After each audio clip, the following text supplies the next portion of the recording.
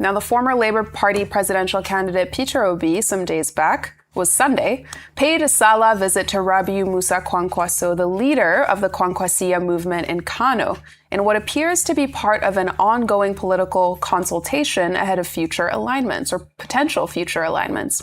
Now, Obi, accompanied by leaders of the Obedient movement with Kwankwaso, with discussions set to center on strategies for national development. Dr. Yunusa Tanko shared details on X, describing the engagement as focused on strategizing for a collective interest to make Nigeria work again for all of us, and hinting at good things to come in no distant time.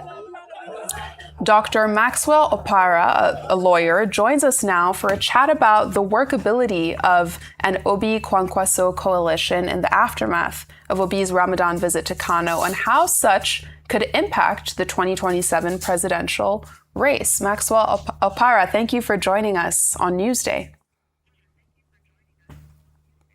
Thank you, Cynthia. Thank you, Adeze. Thank you for having me. It's my pleasure to be here once again. Absolutely. So, in that speech or that rally or what we're calling it, Peter Obi specifically said that it wasn't a political visit. He was essentially there to celebrate Eid and just, celebrate being in Kano. But I mean, the videos that we were playing, the crowds were not small by any means. So how should we be reading into this visit, or are we reading too much into this visit? Everything is all about politics because this is a political season. So whether you call it Salah, whether you call it Easter celebration, whether you call it breaking of fast, all is all about politics. All is all about strategizing. All is all about consultation. All is all about coalition and forming alliance. And on the issue of Obi and the Kwankwaso coalition, strategizing, meeting Makinde, Dixon, and what have you. It's all about strategizing. Remember that the essence of a coalition, the essence of alliance is to form a very strong opposition, which will also help to enrich our own democratic processes and system. But the question there is that having gone for rally, gone to see visit Kwankwaso in Kano, there was a moment crowd and what have you. What are other strategies you have? Because if you watch what happened in 2013, 2014, that gave rise to this problem we are now in this APC government, the then leader, now the president, mobilize the people, and he strategically positioned the persons and slaughter his own ambition then. That is to say, to deputize President Buhari, because they are all Muslims. He had to front somebody to slaughter his own ambition so as to actualize the president, which is even the thing he's occupying today. Now, the question there is that who is ready to sacrifice his ambition for another person to move? Will Kwankwaso ready to deputize Obi? Will Atiku ready to step down for Obi? I hear them saying, considering the zonal system, considering the fact that APC has already taken position that the incumbent president should continue coming from the south, would they ready to sacrifice their own ambition for Obi to go? So these are all strategy. So whether they will actualize it depends on them. The ball is on their court. But we also believe that once we have a stronger opposition, we have a very united opposition, we have a very formidable opposition, it will make the ruling party to sit up. This issue of the Mr. President sending the Senate President an errand as if he's his houseboy should not even come up. The issue of the Senate President telling us that whatever the President brings I will sign should not even come up. The issue of a National Assembly, after signing a bill, the President will now call you, say, please reconsider that and change it. It should not even come up, because we don't have, as we speak in Nigeria, we don't have opposition. So that's why all of us, those of us who are in the other side are calling, let us have a formidable opposition. It will help our democratic system. Well said, Dr. Okbar. I really appreciate how you talked about the need for a strong opposition. But if we look at the realities on ground today, that's far from the case. Some even describe, we had an analyst here describe what we have in Nigeria today as a pseudo one-party state. But I recall during an interview with an NNPP spokesperson during the election season, I think that was in 2023, and he did say clearly that at the time that Kwankwaso would not play second fiddle to the Labour Party's Peter Obi at the time. When you look at the body language of these same candidates that we saw in 2023, do you get a sense that anybody is willing to actually drop the ambition to get behind the other to see some progress, or is it a case of repeating history? That is what we are complaining now, because his ego is, or somebody should, like Kwankwaso was approached in 2023 to deputize Obi. He refused. Then, because he felt that somebody from the north can still win. But now that it is obvious they have shown the capacity, except we are not ready to tell ourselves the truth, Obi has shown the capacity more than every other opposition. Except we are not ready to face the facts, he has shown capacity coming from from nowhere, entering into Labour Party, and he was able to get such a result in the general election. He has also capacity. So it is now time for them to drop their ego, especially Kwankwaso, to work with Obi and deputize Obi. That is the only option, of course, because if another person from I'm talking about strategically, if somebody from the north feel that you can come and challenge somebody from the south who has not even completed their 8 years, it will not work. That is the position. But if you have opposition now decided to go with somebody from the north, if you should ask me, Obi stand a better chance because he has shown the capacity. I think we are good to go. It will make these people to sit up. The issue of somebody coming to tell Nigerians that they are preparing for inauguration, not even election, because election is done and dusted, it is an insult to all of us. It is a very big insult. In fact, that statement is enough for us to collectively vote against the incumbent. You cannot tell us that it's a walkover because we have 32 governors. Who are the governors? 32 persons controlling over 200 Nigerians. It cannot stand now if we are serious, if we have a very formidable opposition. So what we are saying is that it is ego.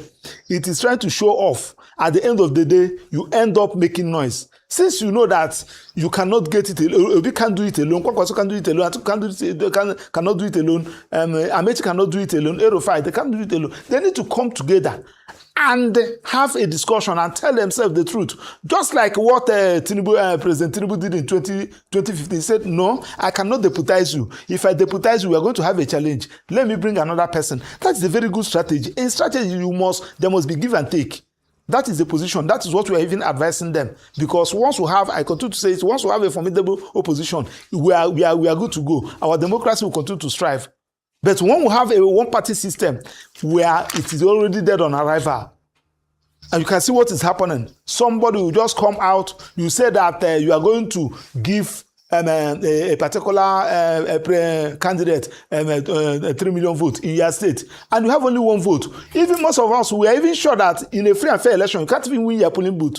How are you going to do it apart from intimidating people, rigging? But when we have a formidable opposition, where people have a choice, it will make you to sit up. It will make you to sit up. And in the context of, everything that's been going on around the Electoral Act as we, get closer to 2027, when we look at Kwankwaso's base, the Kwankwasia movement, and the Obedient base, they're both very passionate groups of people. They're very committed to their respective leaders. How do they kind of see all of this? I mean, the crowd seemed energized, but we talk about voter apathy all the time here. I mean, is this enough to essentially rally their bases for a strong contest to President Tinubu? See, Cynthia, let me tell you. You witness what happened I lived in Abuja here. I play politics in Abuja here. You witness what happened in the last area council election, where Wike was coming up telling people, APC said that we have done it. Nobody voted because we don't have vibrant opposition in FCT here. I can tell you, in my house, I have about nine voters. It's only me that voted. Because they don't even know who is the councillor who was contesting. They don't even know the candidate of ADC and what do you call it, and so other parties. What we are seeing is posters. So people decided to go and play ball. Some decided to go to gym on that Saturday, and that was why Wike was able to have his way. Then the thing will also apply in our general election. If we don't have credible candidates, somebody who just want to answer former presidential candidates, people will not come out to vote. That will bring all about voter apathy. But if you have somebody who is ready to work, who is ready to campaign, if you watch during the time Obi was campaigning, even where some other candidates we are finding difficult to go, Obi was there. I think in Ibama in Borno State, before other candidates, Obi was already there. Obi was everywhere. They were complementing the effort of the obedient movement, and people came out. So not you that you say that you are a candidate for only a particular state or only a particular region. It doesn't work like that. So when we have a formidable, a credible candidate, you will see that Nigeria will, especially in this 2027, now that Nigerians are not ready to go to court, asking you to go to court, they believe in that they're going to sort it out in polling booth. People will come out to vote. It's all about who is the person that is coming out. If the person who is coming out is somebody that we have known his capacity, we have tested and know the kind of leadership he's going to give us, we better ask the president to continue and finish his second term. That is the naked truth. But when we have a better alternative, we are good to go. That's what happened in the FCT area council election, because people ask, who are those people that are coming? They don't even know. They say, I beg, let Mekalango and the others, let them continue. And that was why APC was able to have their way.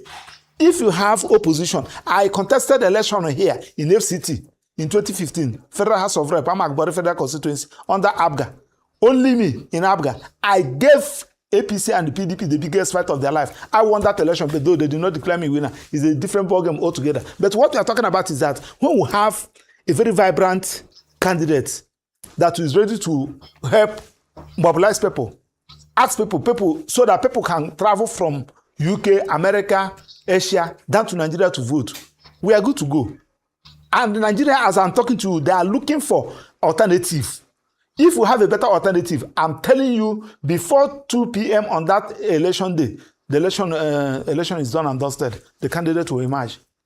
Take it to bank. We'll take it to the bank. All right, Dr. Okpara, you've given us your perspective so far, but let's talk about maybe some formalities. As a lawyer, can you give us, can you walk us through what a formal coalition agreement between two or three different parties would look like? And I'm asking this question based on what might already exist regarding INEC's framework about such arrangements. Well, you can see that the leader of ABGA, the governor of Anambra State, said that ABGA is not going to field the presidential candidate in 2027.